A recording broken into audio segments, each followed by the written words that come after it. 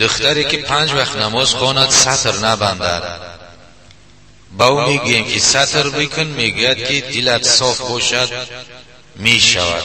ما میگیم که نماز خواندگیش فایده ندارد، میگوید که کار شما نباشد. خب البته که این شما به طریق به او بفهمانید که به نرمی به حلیمی باشد. این خیلی که نمازی تو پاکیزه قبول شدن نمازی در دست ما شما نیست. وقتی که عبادت کرد از 3 کلیل طهارت کرد و بالای جای نماز آمد نماز خواند، البته که این چی از فضل است، خوب است، اما اگر در نماز سطر نداشته باشه در این حالت نمازش درست نیست، چون که ترک فرض می شود. اما نمازش با سطر بخونه و در بیرون با به سطری کند، این البته که گناه کبیره است، چون که سطر قانون خدا هست، حکم خدا هست. سطر داشتن زنها، سطر داشتن مادرها و خواهرها، این حکم خدا هست. همه ما و شما آشکارا بدونیم، آگاه باشیم که حکم خدا هستیم. حتی پیغمبر حقوق ندارد که حکم خدا را دیگرگون کند.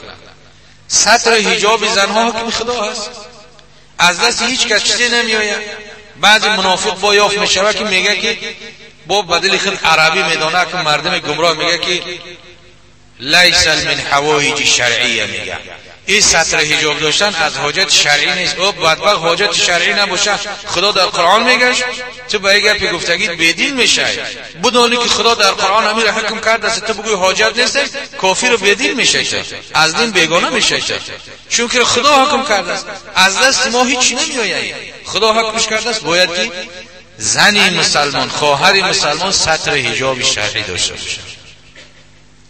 سطر حجاب که نداشته باشه، میانش بتوا، نافش بتوا، گردن برهنه، سر برهنه، ایزار بدر کنه پرتویا بگرده. پس فرقی او از فرق اروپایی و امریکایی تاجیک چی بوده است؟ چی فرق داشته است؟ این سطر حجاب داشتن مدنیت، معرفت، عقل انسانی و مسلمانی را نشون میده. بی سطری و بی حجابی این هیچ مدنیتی نیست. خب دیگر گفته است که یعنی که جواب همی که همون دختر شما با خوبی به نرمی بفهمانه که مهنت میکنی، طهارت میکنی، نماز میخونی، سطر حجاب هم داشته باش.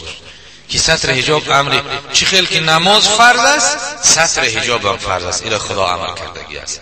سطر حجاب البته که خواهرها و مادرها داشته باشن، حسن اونها 100 کرات زیاد میشه. همین یک زنی با سطر با حجاب باشد، اگر یک تا دیگه به سطر به حیا باشه، اگر نگاهشون کنی این همچون آدم در نظرت میتوه، او همچون یک حیوان در نظرت میتوه، چون که امر خدا را به جا آورده است.